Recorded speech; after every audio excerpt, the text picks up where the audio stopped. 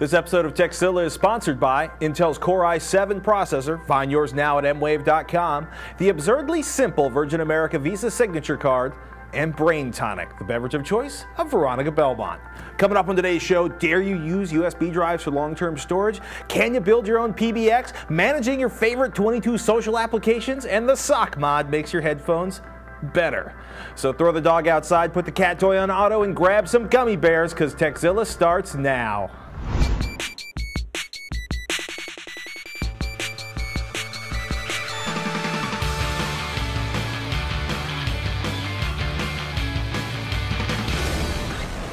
Welcome to Techzilla. I'm Patrick Norton. I'm Veronica Belmont.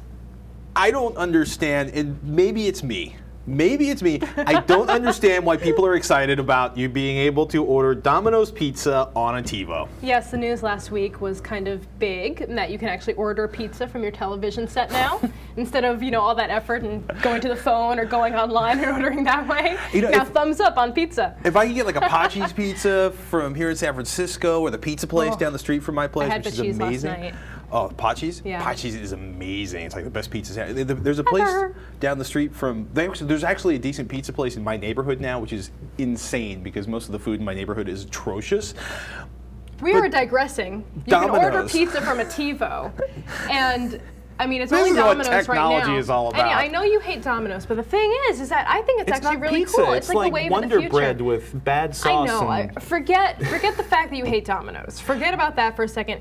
If you can. Okay. I know it's very hard. I'm going to lay down my I don't like Domino's. Set aside the despising of the Domino's for a moment. It's laid down. Let's talk about the tech behind it, because it's pretty awesome, I think, in my opinion, unless they're kind of like just pick one company, the highest bidder. See, I want to do what they do in Japan, where you can do like everything off of your cell phone. Yeah. I want to use my cell phone as my Muni Pass. I want to use my cell phone to order pizza from a pizza place I like. I read this on Zat's Not Funny, Dave Zatz's excellent blog, and he talked about how it's a cool idea in theory, but unless it's competitive, unless you have the option of ordering Domino's and Papa John's and Pizza Hut and all that stuff instead of being locked down to one particular vendor, then it's pointless and it's useless. I mean, it's just going to the highest bidder, like I said.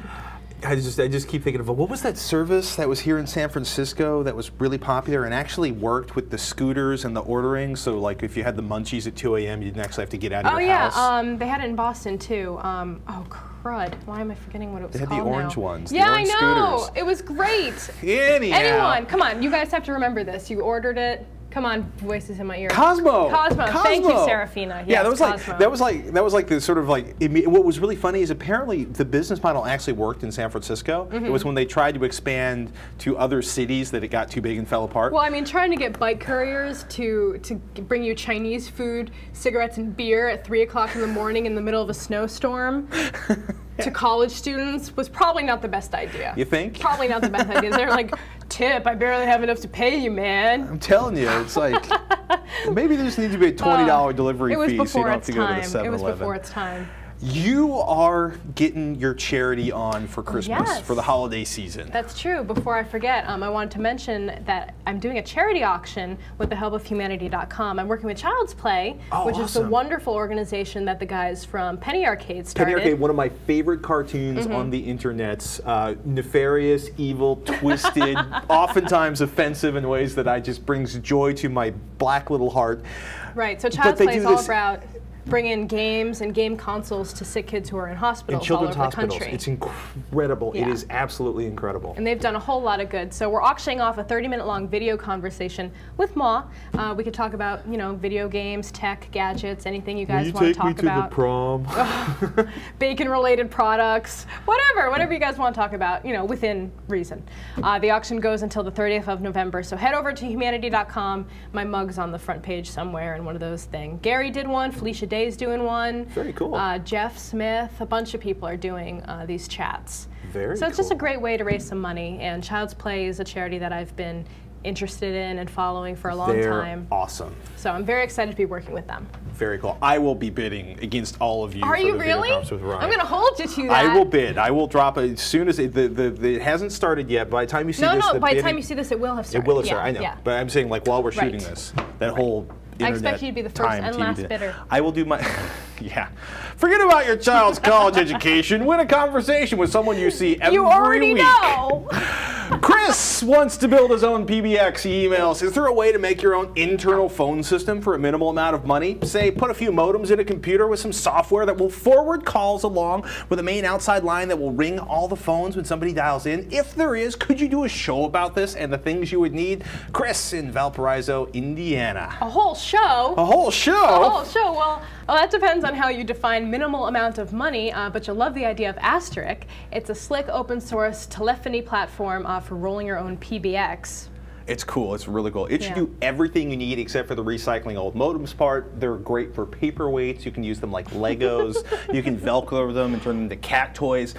But you're either going to pay a few $100s for a PCI board that goes in between your PC and your analog POTS lines, your old school telephone lines, or you can buy some low-cost VoIP phones that work on an Ethernet network. Unless somebody still sells the cheap VoIP analog phone adapters that were all the rage in the Asterisk world for a while. The Polycom I'm holding here starts at $85 for a single line. For $100 you can get a two-line phone. For $110 you can get a two-line phone with a little pass-through Ethernet jack for your desk. But basically you bolt this on your Ethernet network, it'll connect to the Asterisk server, and you'll get the full-on phone experience like you were running. Well, it's basically just your... Careful now.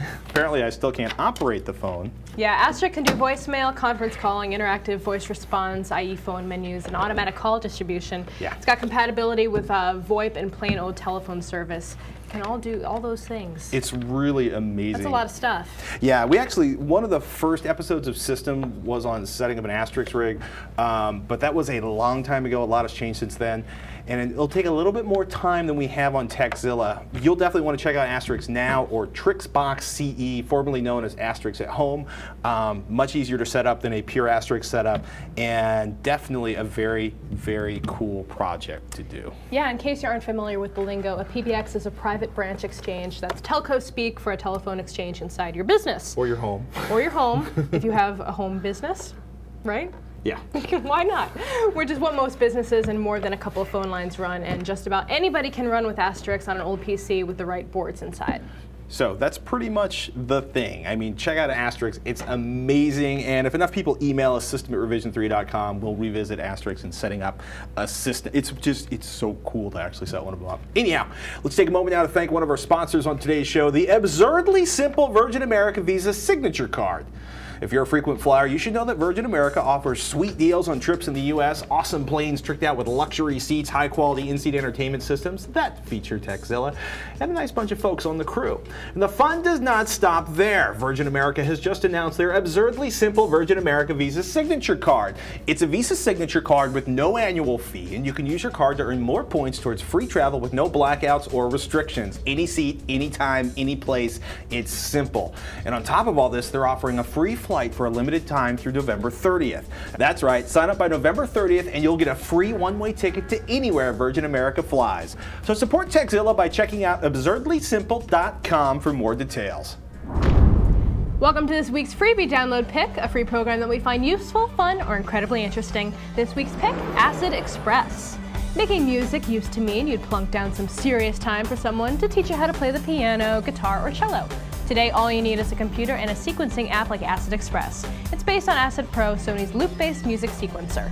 If you've never had the chance to play with Acid, all you need to do to create your musical concoction is drag sound or music samples onto a track, then adjust the length, tempo, and pitch to suit your particular composition. Like Acid Pro, XPress supports in-track editing, insertion, and support of almost all known sound formats, including that old standby, a video game, and ringtone joy, MIDI. Sequencing software like XPress isn't just for dance and techno music styles. You can roll your own, say, country fiddle riff, buy samples from Sony, or do what most people do, run a quick Google search for free sound loops. The only real limitation we've seen in XPress is the 10-track limit and, of course, the user's imagination. So if you want to start making music, mashups, or dance beats without dropping big bucks, give XPress a try. Up next, we got a question perfectly suited for Ms. Belmont. How to manage all those social networks. Matt writes in, I'm looking for some way to help consolidate my web life into one neat package. I've got some web statuses I like to keep up to date, like Pounce and Twitter, but I find that I can't keep one updated without neglecting the other. Is there a way that I can manage them all in one without duplicate posting due to message forwarding or using a completely different browser like Flock? Thanks. Also, Veronica, why are we not friends on Pounce? Yours truly, Matt, aka the Jack of Knaves. Well, the Jack of Knaves, it can definitely be a pain in the butt to organize all your social networks and microblogging sites. I know from experience. Usually it seems these days that people just want to post one message to multiple sites, and there are a few different ways that you can actually do this. Isn't that bad netiquette? Netiquette? It is bad netiquette. Because like if I'm subscribing to you... But that's why he you, doesn't want to do it. Okay, I know, but you said like most people. I mean, are most people just... do.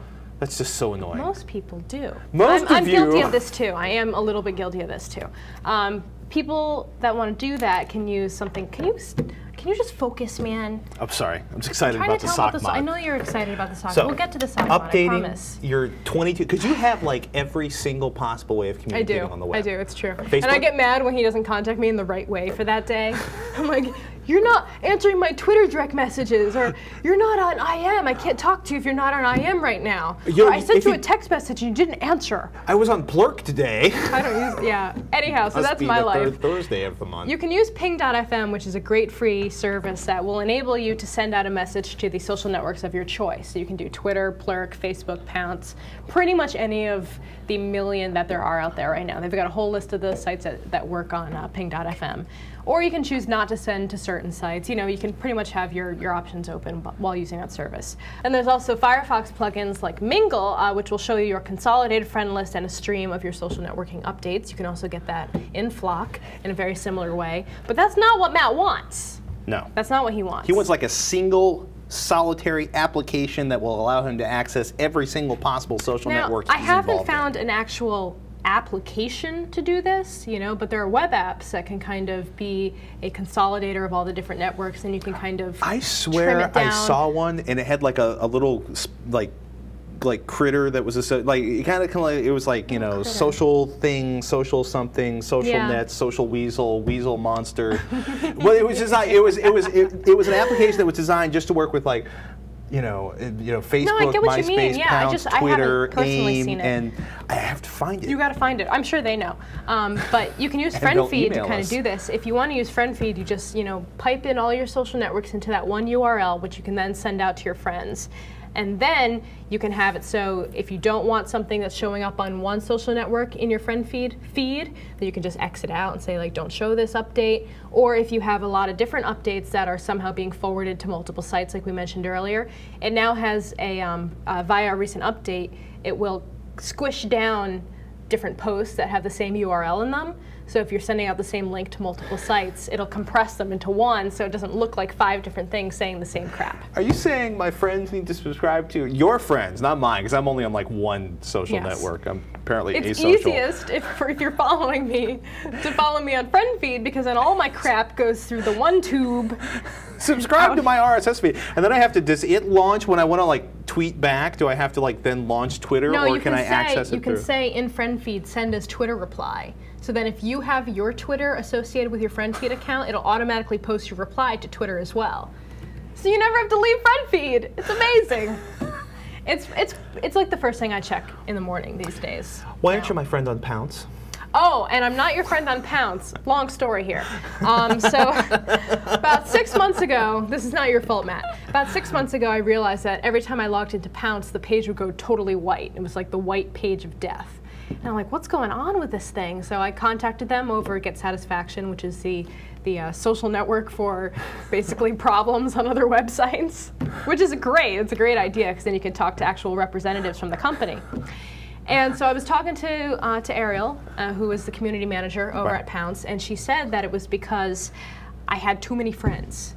Because I had friended back too many people, and so the script that populates the left-hand sidebar that shows your friends that are on Pounce couldn't work right. It couldn't pull from that many people, so it was just like overloading and shutting down. It sucked all of the light out of your monitor, and like so a black hole. they said the only way to fix it was to go in and manually drop friends. And I was like, I don't want to do that. Like, that's such a bummer. I don't want to have to pick and choose between all the people I've added as friends. to, you know. Especially since you probably have like 37,000 of them. I don't know how many I have on Pounce at this point, but last time I actually logged in just to see, and I had so many friend requests. I'm like, I'm never going to be able to keep up with this right now. I know it sounds like a crappy problem to have. I feel really kind of like a jerk saying that. I can't manage my friends and my social networks anymore. It's because you guys are so awesome and watch the show and go to our social networks and follow us there. Which is really cool. Which is very cool of you. Especially since you often answer when we have questions and we want to talk about weird stuff going on. So they can't fix it. The end of the story is that I can't add any more people, and I just don't go to Pounce anymore. And it's really sad because, you know, I like everyone on Pounce and everyone who works on it. And it's just not working for me. So friend feed. That's what I have to say. Stick to those tweets, guys. Yay! Up next, Twitter.com/Veronica.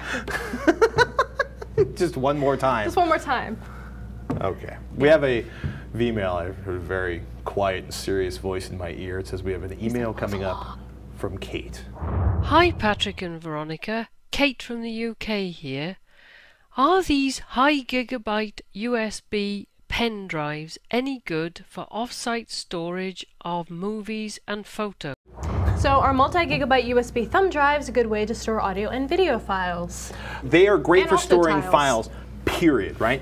It may not be a great idea for long-term storage. It's used a lot, right? Device firmware like home routers, MP3 players, phones, there's a bazillion thumb drives out there. The bigger issue is that nobody really knows how this stuff's going to hold up long-term. In some ways, right, you know, magnets aren't going to change the state of the data. It's a little more, you know, you can beat the hell out of a USB thumb drive up to a point. People wash them, and as long as you let it dry out first, it's going to be fine. You can seal them in epoxy. Just in case that ever happens, just so you know. No, I've sealed them in epoxy that makes them actually waterproof. You basically cover the entire, we did an episode of System on it. I gotta start watching this System show. They have a lot of good info on there. Anyhow, around the office, we basically did a survey, an extremely not scientific survey, but basically people were saying, yeah, some of them have been lasting for like 3 years, and some people have bought one and basically had it fail in a month or two. And that's the thing. We just don't recommend you use them as your only backup storage medium. Definitely not for long-term storage of irreplaceable data. If it's the only place you're going to have the scans of your photos of, you know, your Uncle Nestor or the kids' stuff or incredibly important financial documents, use, you know, multiple storage devices, preferably in locations other than your house. Writable CDs and DVDs or hard drives are great. Spend money on archival quality CDs and DVDs. Verify the data. As soon as you've written it, make sure all the data's there, and then recheck it every few years, because CDs and DVDs can have some pretty gnarly bit rot. And eventually your hard drive may just fail, even though that doesn't make, the hard drive should last hundreds of thousands of hours. DVDs and CDs should last years.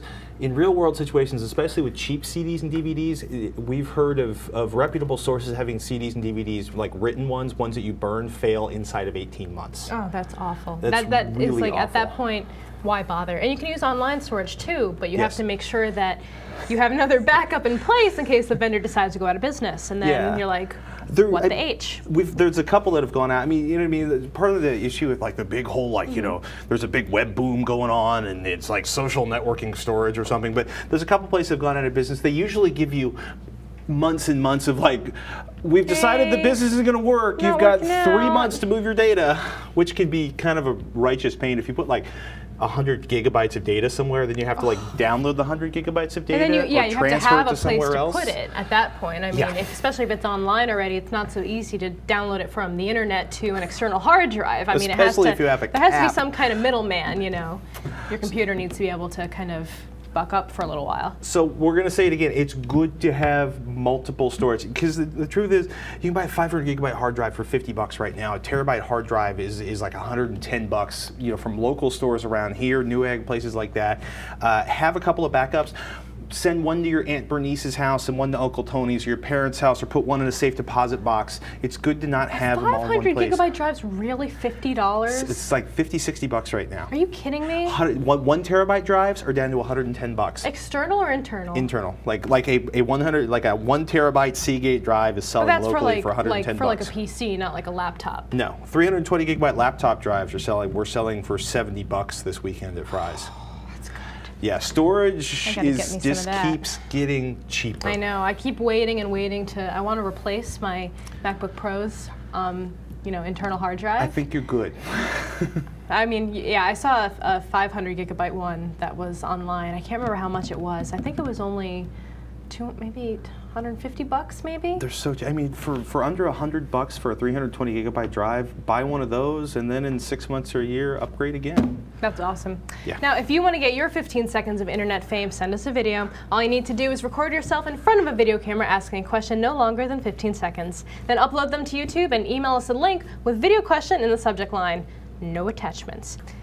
And plus, starting right now until Saturday, December 6th, that's 2 weeks from now, if you submit a video question, you'll be entered into a drawing to win this cool Gears of War 2 120 gigabyte Zune. Look at this bad boy. Yeah, you want it? I think you do. This thing is actually pretty sweet. Gears of War 2 rocks, and they can have your very own. I deboxed it a little bit. You just ruined it. It's I no didn't get longer worth fingerprints millions on it or eBay. anything. You got fingerprints on the wrapper. Anyway, so start recording those questions. Zune? No, did not. You just tried to lick a Zune. So send us in your questions to Techzilla@revision3.com, and we will randomly select you, possibly.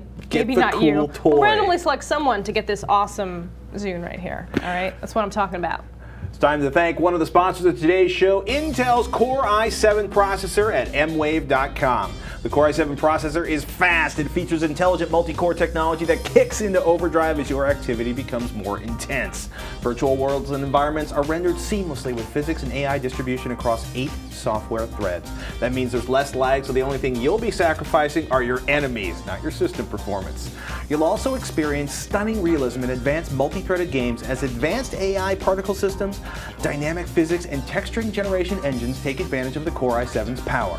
Plus, shop for a Core i7 processor at mwave.com and use coupon code TechZilla. You'll score $10 off. So if you plan on purchasing a new media tower or gaming PC, look for Intel's Core i7 processor or Processor Extreme. It's the smarter way to take on highly threaded games and applications. Please support TechZilla by supporting our sponsors.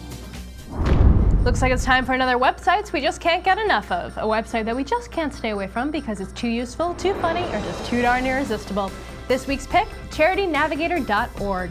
'Tis the season to be giving and getting wonderful presents for the holidays. However, there are many people out there less fortunate and in need of a helping hand. If you're having trouble deciding which charity to donate to, or if you're unsure of the validity of a charity, then make sure you check them out on charitynavigator.org first. Peruse the site either by entering in the name of a charity you're curious about, or by viewing one of their top 10 lists. Once you get to the charities page, you can view their ratings on such categories as organization efficiency, their revenue statements, or even how much they pay their CEOs.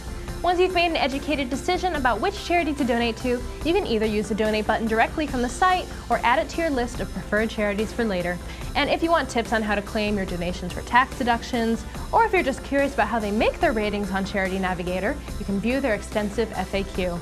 So if you're in a giving mood this holiday season, make sure your money is going to a good place. Visit charitynavigator.org first. Like many employees, Veronica and I have a boss, and sometimes the boss asks questions. You talking about Jim? Yes.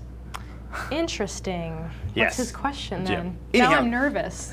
Don't be nervous. Jim has a question for us that doesn't involve our expense reports or the state of my cube. Actually, I've expanded to, well, we'll talk about that another time. My favorite pair of headphones, Jim writes, are trashed. Any ideas on how to refurbish the pads back to a point where I'm not embarrassed to wear them in the office? They're ugly and uncomfortable right now. Your boss, my beloved boss, Jim. I like how he writes at the end, your boss, like we wouldn't know that by looking at the name on the email address or the fact that it came from within Revision 3. Like, just so you know, your boss. So answer the question. Anyhow, well, is that this is actually kind of a fun question because... Are those his actual pads? These were the actual pads. Holy moly. Like many of us out there, he has a pair of MDR V6s. These were like a classic headphone. Now it's like MDR V60s, I think now. But he's actually worn the foam out of the headphone pads. For comparison, actually, this is a replacement pad. And actually, most common headphones, especially, you know, like Sennheiser, stuff like that, you can order replacement head pads for them. Notice how thick and luxurious this pad is compared to... Yeah, but I mean, think about it. Usually by the time you're done wearing through the foam on the headphones, a better model has come out and you're ready to upgrade but you know at a what? reasonable price. I had a pair of MDR V6s that I bought right before I bought another pair of headphones. They have like less than, you know, probably 100 hours on them.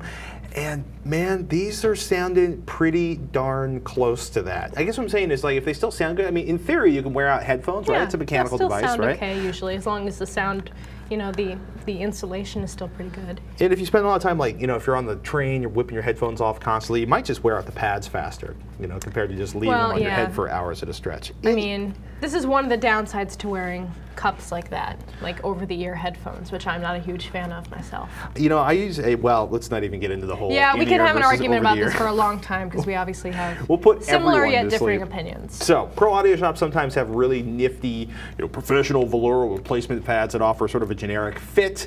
But generally speaking, you should search around on the internets and find your replacement pad. The Sony ones are so common and they're so often used by professionals in recording studios and stuff. They're out there, and you just basically slide it back over. Now, one of the things that came out of the Grado mod community, and you're going to like laugh on this, is the sock mod. I love this. And I love it. It doesn't work so well on headphones where it's an oval like this. It doesn't work so well. But if you have little round headphones like the Grados, it actually works shockingly well, especially if you get a little gluing action on there. Are you holding up the sock? Would you care to roll the sock up? Actually, can you turn the sock inside out? Okay, so I want it like, which end do I start at? Basically, you cut that'll work. That'll work? Okay. And just give it about a 1/4 inch or 1/2 inch and roll it over, and basically roll it all the way down. Oh, you know, it'd probably work better if you wore it on your arm.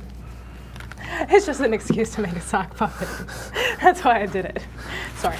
Also helps to use cashmere socks. They're softer on your ears. But basically, you need about 10 inches of sock. That's what she said? A pair of scissors. You did not just say that. And you start rolling. You got it? You're almost there yet? Come on, you're rolling faster because you had sock puppet arm going on there. I know. I wish I could just like roll it like that, but it's not working. Well, so you get something like this. Can we get a time lapse on this?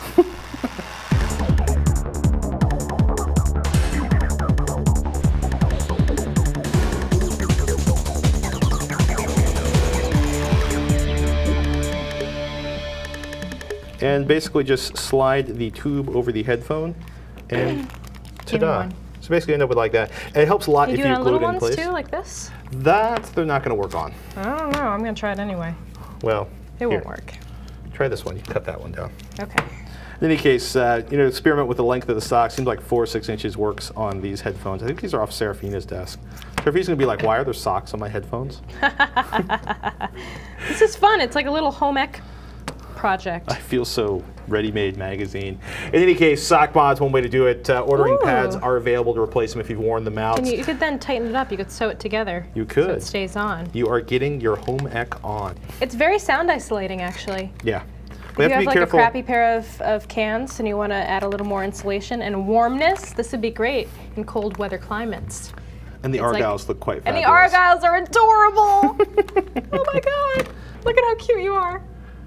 That is so awesome. The commercial replacement, the sock mod. Actually, these Argyle socks, props to Serafina, these actually work really well. Roll them up as tight as you can, and if you can glue them down, they'll pretty much stay in place forever. I mean, these are a not very good pair of headphones, right? To start with. They're okay, but they're not that great. Actually, the sock mod really will probably improve. It might dampen it a little bit. Yeah. It might not be as true, but it will definitely conform to your ear a lot better and probably help with some of the sound quality, I'm guessing. I haven't tried these in the real world yet, so assuming I'm you can find a pair of clean socks, you can experiment with this on your very own for almost no money. You basically just want to make sure the sock doesn't cover the speaker. You guys should send us in pictures of your sock mods. People are going to be like, you people are insane. But your mom's going to get mad if you start cutting up your socks, so ask permission first, kids. Or take a pair of your brother's socks. Just make sure they're not your grody. dad's socks, whatever. Jim, hope that helps you out. And yes, we actually have some professionally manufactured replacement sound pads for Jim's headphones. Meanwhile, it's time to move on to the next question. We're not going to see him with the sock mods in the office? I bet if we ask nicely, we can get a picture. We'll get a picture. We'll Jim, get a picture. Jim? All right, Wolfman is in the market for a netbook. He writes, I'm looking to buy a netbook, and I was wondering if you have any suggestions. It needs to be portable, ideally a 9-inch screen, have great battery life, and if at all possible, built-in 3G support. All right. Wolfman Jack. What you got there? I have a... oh, that's our buddy. A little tiny power supply. Yes, you were mocking me here. Look at me. I'm just like your maid. Is that how you think of me now? I have never... The woman folk? How many of your messes have I cleaned up?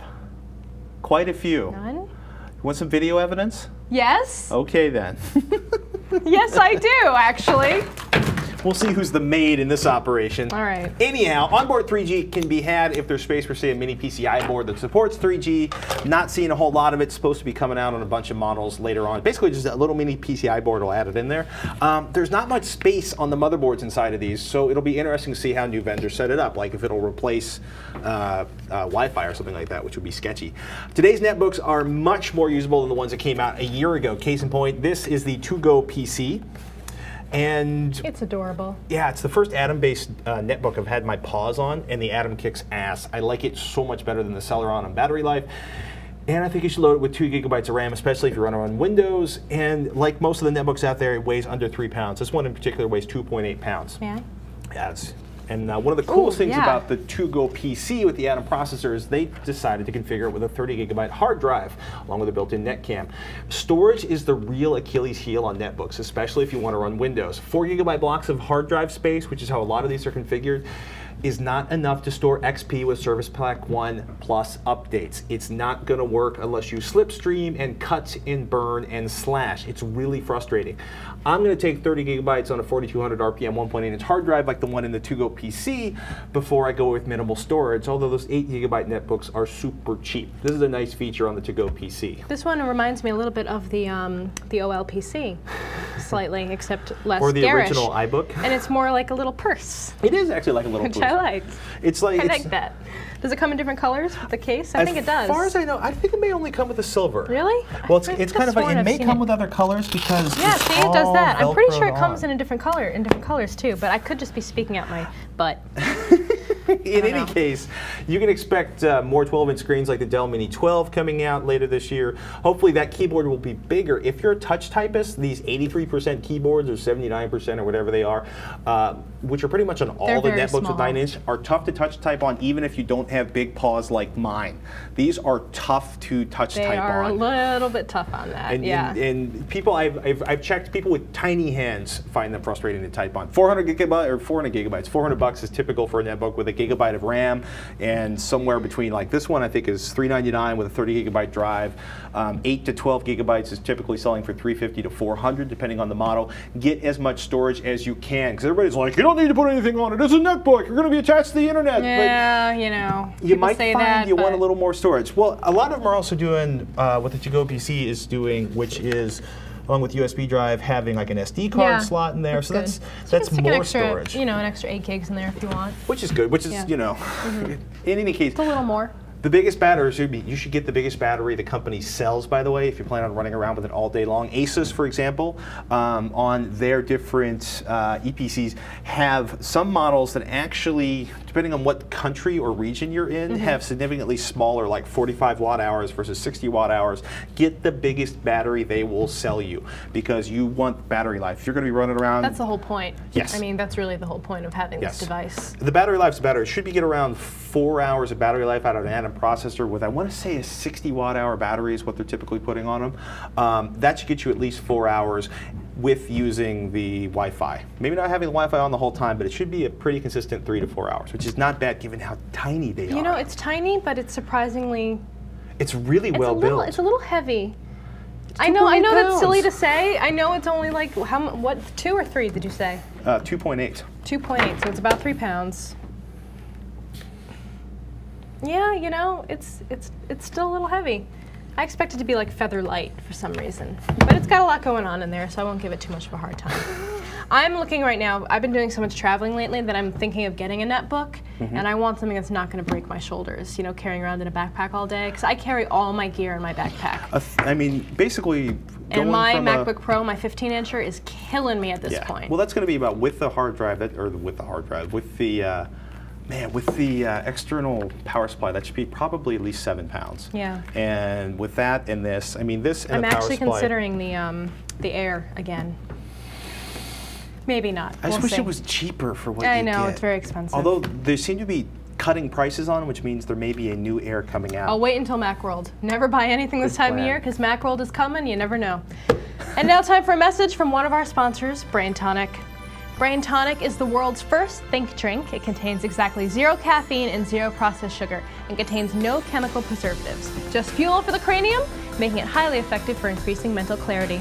The mental focus powers come from 2 herbs and 2 natural compounds, and it's sweetened only with organic agave nectar. Brain Tonic is the antidote to head fog. It was made by and for people who understand the role that health plays in accomplishing one's life vision. Place an order of Brain Tonic online at www.braintonic.com and be sure to use the code R3 for a discount anytime you purchase.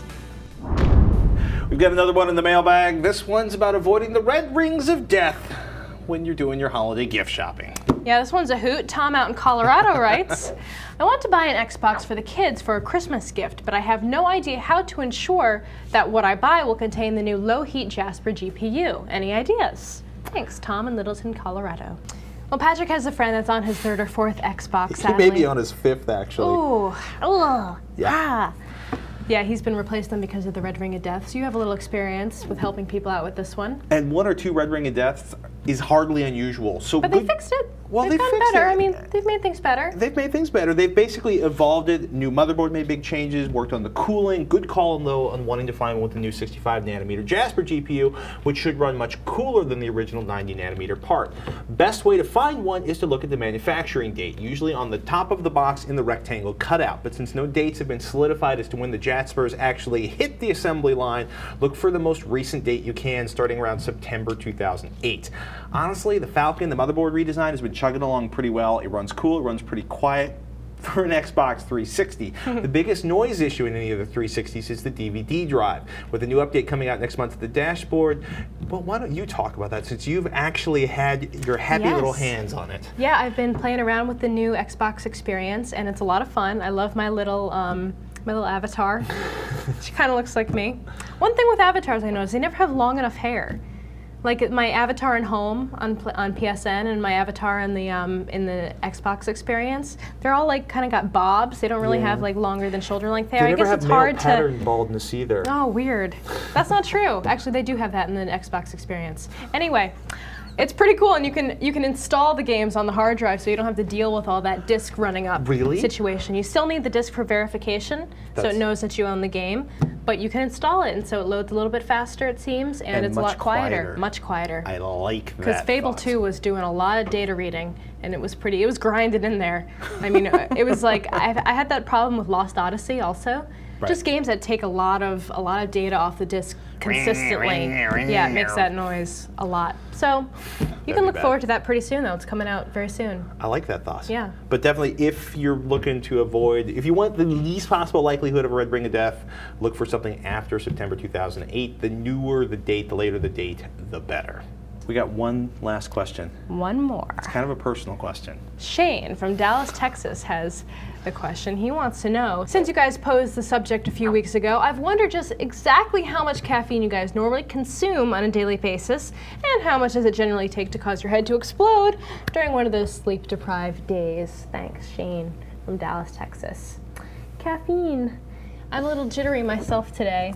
How much caffeine? So when I get up in the morning, I have an espresso machine at home that I invested in, and I usually have a double espresso to start out the morning, and then I get to work, and then I have as soon as I get to work, I have a coffee. So then I have like another coffee about this size. So 20-ounce coffee? About a 20-ounce coffee, and then that gets me through the morning. I have a little bit of food also, some breakfast. That's it?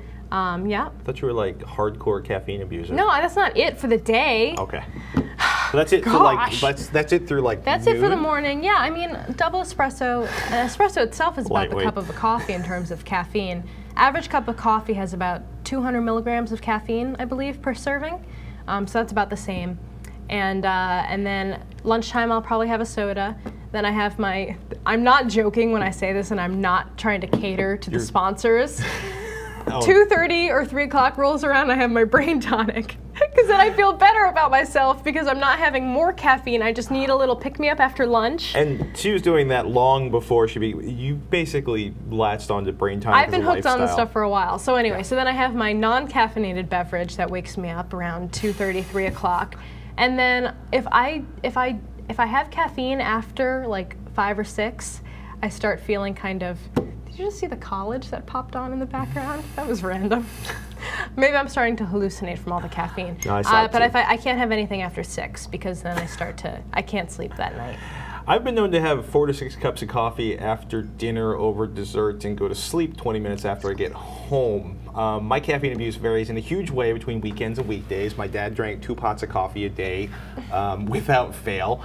But I like to think that I'm getting a lot of antioxidants in my coffee, which, as the medical articles say, have been linked with beating down cancer and heart disease, and coffee is easier to drink than cranberries or blueberries. But yeah, well, on my bad days, I'm good for a pot of coffee, a 6-pack of Diet Coke. I mean, I quit drinking. A 6-pack of Diet Coke? Yeah, I quit drinking Diet Coke until I started. Diet Coke makes me really twitchy now. I don't know why, but if I have a Diet Coke now, which is like used to be my drink of choice, now I get all like, ugh. Coffee I'm nice and even keeled with, coffee and espresso. But something about the extra, I guess it's not sugar because there's no sugar in Diet Coke, but the phosphoric acid. Fake sugar, it makes me crazy. Really? I don't know why, so yeah. Also green tea. If I have green tea, my heart starts beating really hard, and like I feel kind of like I'm gonna puke and be sick. Yeah, I don't know why green tea does that to me. Black tea does not do that to me, but green tea does. Yeah, so I'm actually in the process of beating back my Diet Coke habit again. But yeah, I'm good for a pot of coffee a day at least. You're intense.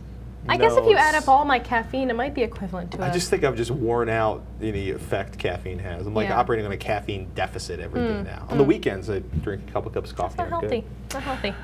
Actually, maybe it's okay. In a lot of ways, let's not even go there. Don't judge us, is what I'm saying. And don't emulate us, because we'll emulate her, not me. For everybody out there watching, we live on your questions, so email us, techzilla@revision3.com. Tech help, product reviews, how-tos, requests for Veronica to go to your prom. You ask us, we'll do our best to deliver. But we need those emails, so don't be shy. Send them in to techzilla@revision3.com and put, Veronica, please go to my prom. No, I'm not going to go to their prom. You've been to like 6 proms. I have been to, actually. Yeah, about 6 proms. But if I go to your prom now, I'm going to be like 3 sheets to the wind, all like, I want to meet your gym teacher. He's really cute, yeah. I don't know why I talk like that, apparently, after I've had a few drinks. It's a Connecticut thing. I'm not from the Valley, Roger. Gosh, from Connecticut. The little voice in my ear. He's always teasing me. Bluefish capital of the world. What? I'll tell you later. Bluefish, Connecticut. Perfect. Who knew? Even better, send us a video question. Think of all the fun you can have and the admiration of your friends and family when they see your mug on our show.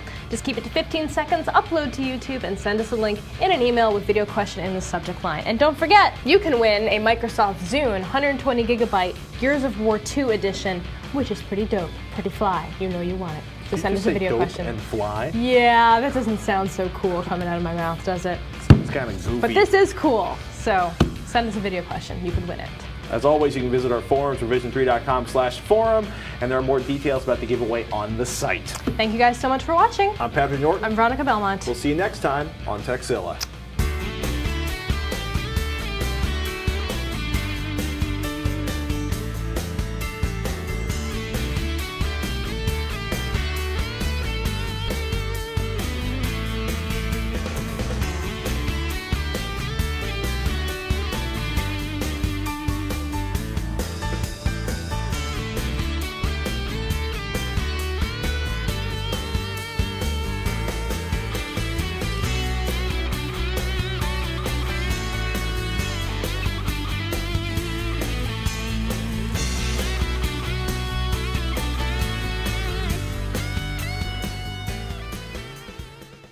Tis the season to be giving and getting wonderful presents for the holidays. However, there are many poop. 3, 2. Tis the season. Poop shoot. I said shoot. Moviepoopshoot.com. What?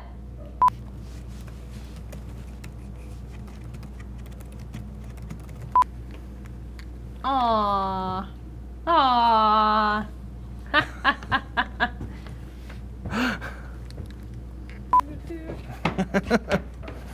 You gotta bob the hair back and forth. That's what. That's awesome.